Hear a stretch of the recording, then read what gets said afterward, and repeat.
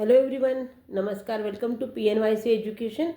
आज आपला एकदम छोटासा पण अत्यंत इम्पॉर्टंट असा टॉपिक आहे अल्जेब्रिक एक्सप्रेशन. तर अल्जेब्रिक एक्सप्रेशनमध्ये आपण बघणार आहे बायनोमियल, मोनोमियल, ट्रायनोमियल. पोनोमियल आपण नंतर बघूयात, पॉलिनोमियल काय असतं ते.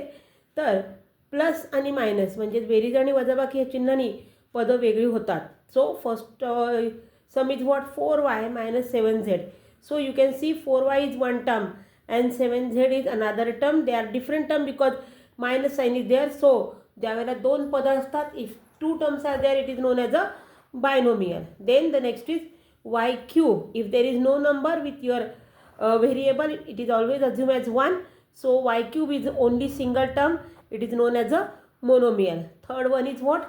Z square minus 3z plus 8. Z square एक पहिलं टर्म आहे, 3z सेकंड टर्म आहे आणि 8 हे आपलं थर्ड टर्म आहे. So minus is there, plus is there. If I already told you that because of sign terms become different.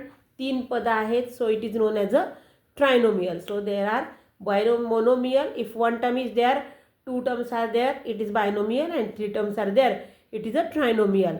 Then again 7mn. See 7 multiplied by m multiplied by n. Multiplication sign, so no other, only single term is there, so it is known as a monomial.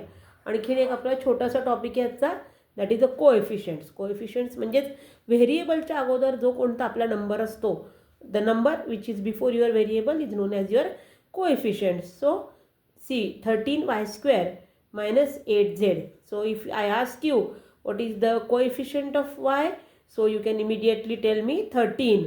Or what is the coefficient of z? That is minus z. So in this way we are going to continue our algebraic expression with different terms and different sums. Thank you. Stay tuned.